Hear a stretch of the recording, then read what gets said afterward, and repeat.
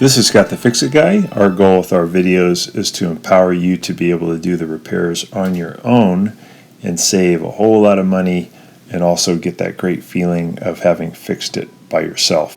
Today we have a Maytag electric dryer, and when you go to start it, there's no response. So we're just going to try to figure out what's going on. So we're going to set it for time dry.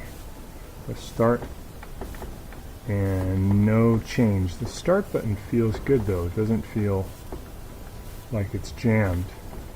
So it could be a power problem.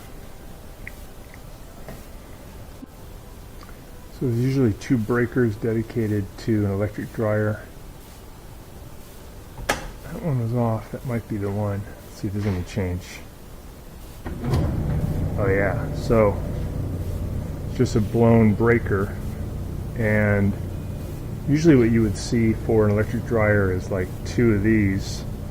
So you just want to turn it, if you think it might be the breaker, turn it all the way off as far as it'll go, then turn it all the way back on. I think that's all it was. It's heating up good. I have to kind of figure out though why it might have tripped the breaker. So this arrangement is the air comes out of the dryer down here, goes up this tube, makes a U-turn, comes down this tube, and then it exits at the bottom there.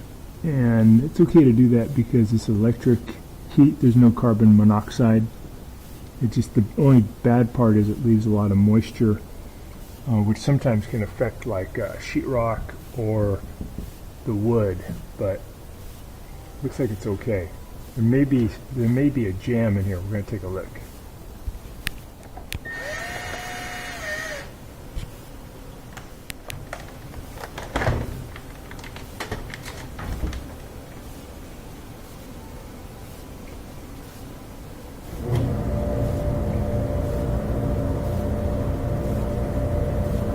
That's a good volume of air coming out, so I don't think there's any clog in there.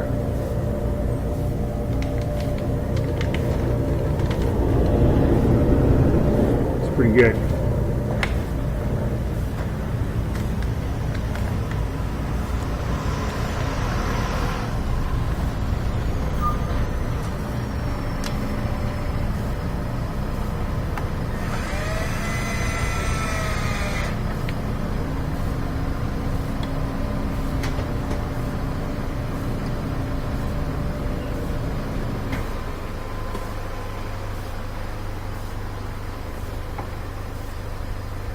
Looking good, no clog there.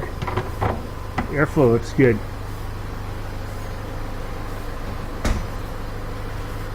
So if your electric dryer won't work and you suspect that it could be the breaker, which is a great thing to check first, try to find which one is set up for your dryer. This one says range, so it's mislabeled, which is pretty common, but it'll be a high amperage one, like this is 30 amps. And then it may be in kind of a not on and not off, but kind of in the middle. So go all the way to the off as far as it'll go, and then make sure you push it all the way to the on as far as it'll go. And it may be, probably will be 2 of them, not 1. Could be 1 big one like this, or 2 small ones like this. So for both, go all the way off and then all the way back on. So after resetting the breaker, doing great. And here's the plug. It's 220 volt plug. And why that breaker tripped, it could be that this area got wet because it's near the sink, near the water, and also near the drain for the washing machine. It's possible the water splashed on this and caused a short circuit. It's dried out now, but that may have been why that tripped. Thanks so much for watching our video. We really appreciate your support. And when you get a chance, please press the subscribe button below so you can be subscribed, and also the notification bell so we can send you more videos about appliance repair. Please also give us a thumbs up if you enjoyed the video. If you really liked the video and it really helped you, please press this new applaud button and you can show your support and also get a nice clapping hands for your video. Thanks again.